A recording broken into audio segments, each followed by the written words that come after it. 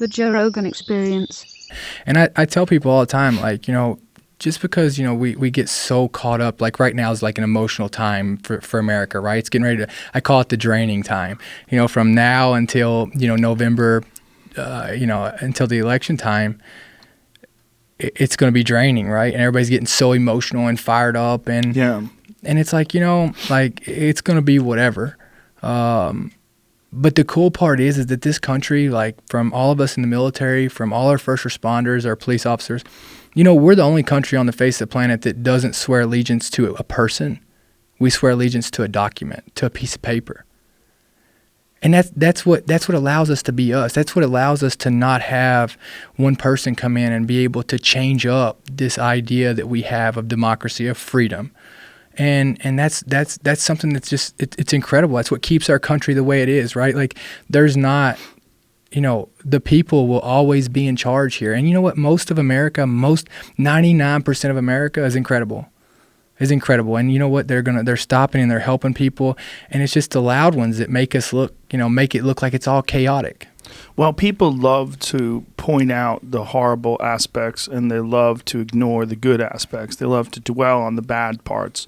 And I think ultimately that's going to prove to be good for everybody, because those people that are highlighting all these bad things, then everybody else has to think about it and will slowly but surely evolve and come to an understanding and make the world a better place. It's a way better place now than it was 100 years ago or 200 years ago. And I think this is Steven Pinker talks about this all the time in his books, and is criticized for it because a lot of people don't like the idea that things are getting better. Mm-hmm. They want to dwell on the negative aspects 100%. And they want to magnify those and make it the most important focal point.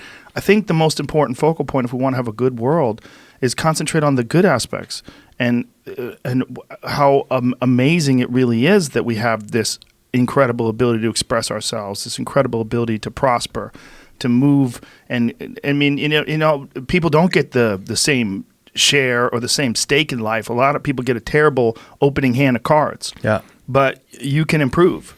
And this is one of the rare places in the world where you can, if you're so inclined, if you have the discipline, if you can figure it out emotionally, if you could figure it out in terms of like what you want to do in your life, you can live a healthy and successful life in this country. It's possible. It's 100%. Like nobody's holding you down, right? Like you have the choice to be able to do that. You have the choice to go out. Every opportunity is here. Like there's no other country that has more opportunities than the United States of America.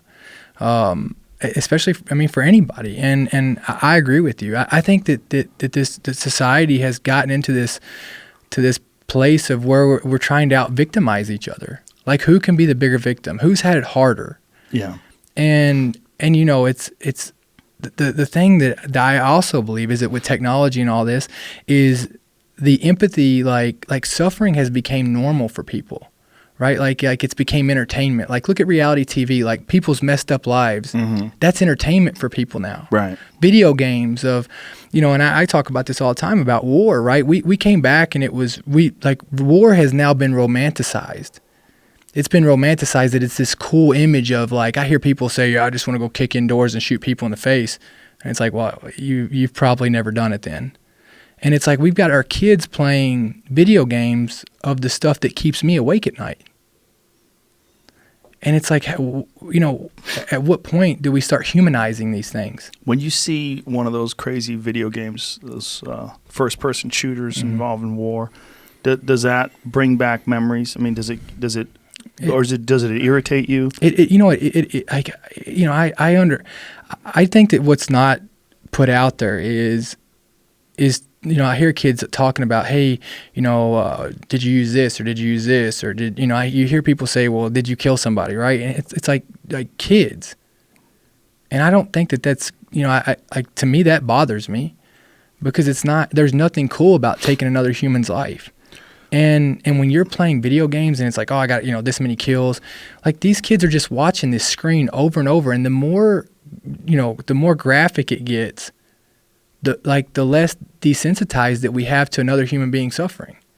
Right. The more desensitized. Desensitized, right? Like the more desensitized, and then you start, the more the movies go, and the more. I think that like we've pushed ourselves away from being empathetic to, hey, these are real people.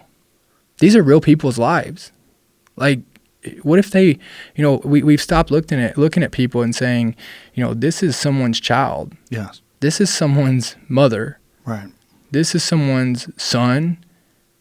Like we've gotten away from that, and like the old art that I was always told to live by is treat someone as you would want to be treated yourself.